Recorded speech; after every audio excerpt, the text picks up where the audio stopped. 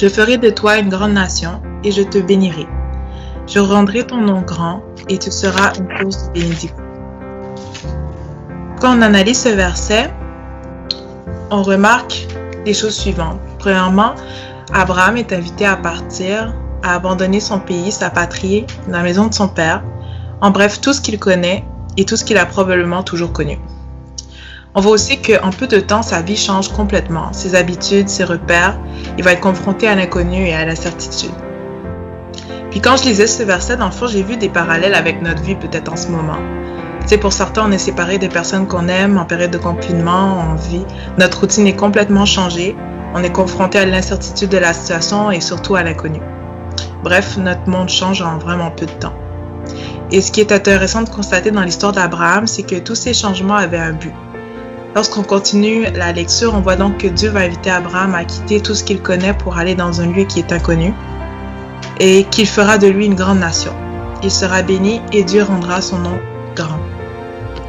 Donc tout ce que Dieu fait, même si cela nous déstabilise, même si ça nous met dans une situation qui est inconfortable, les changements ont toujours pour finalité notre bien. J'ai le psaume 139, versets 16 à 17 que vous connaissez. « Quand je n'étais qu'une masse informe, tes yeux me voyaient, et sur ton livre étaient tous inscrits les jours qui m'étaient destinés, avant qu'aucun d'eux n'existât. » Donc, certainement, il n'y a rien qui est une surprise pour Dieu, il n'y a rien qui est un hasard pour Dieu. Il savait déjà tout ce qui allait se passer.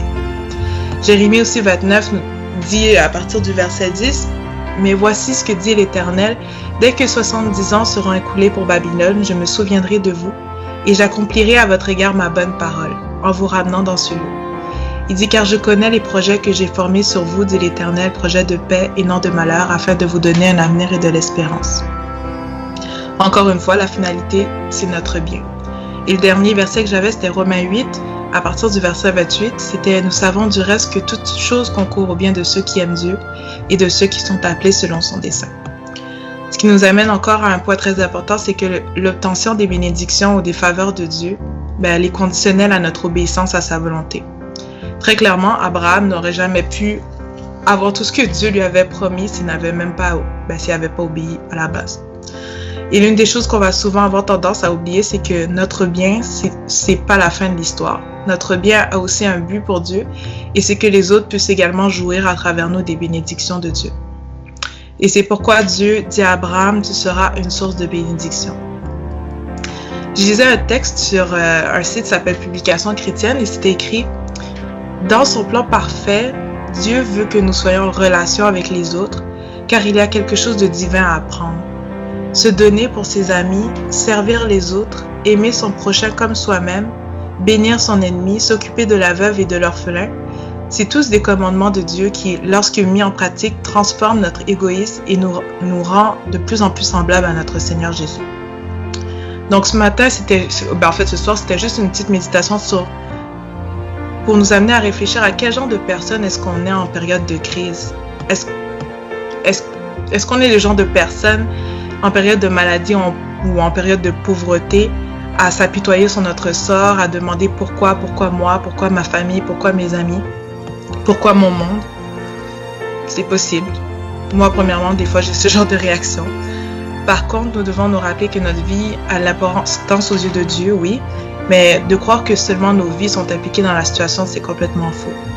Notre attitude face aux difficultés peut et va influencer les autres autour de nous. Et lorsque nous trouvons des excuses du genre « je suis trop fatigué, je n'ai pas le temps d'aller aider » ou « j'ai pas assez de compétences » ou blablabla, on parle au je, cela reflète simplement que nous sommes tellement préoccupés par nos propres buts, à veiller sur nos propres besoins que nous en oublions les autres. Donc, c'est sûr qu'on doit prendre soin de nous-mêmes et on ne peut pas prendre soin des autres si on ne prend pas soin de soi-même, mais trop souvent, on s'arrête juste à cette étape de prendre soin de nous-mêmes et on néglige les autres. Donc, si nous pensons que nos pertes font que la vie ne vaut plus d'être vécue, eh bien, nous oublions que la valeur de la vie ne devrait pas être calculée en fonction de ce qu'on reçoit, mais plutôt en fonction de ce qu'on donne et ce qu'on apporte aux autres. Faut pas qu'on oublie en ces moments de crise qu'on est la lumière du monde et que sans cette lumière, c'est le monde qui tombe dans les ténèbres. Alors, en ce moment de perte, en ce moment de crise, ne nous demandons pas qu'est-ce que le monde a encore à nous offrir, mais plutôt posez-vous la question aujourd'hui, qu'est-ce que je peux offrir au monde?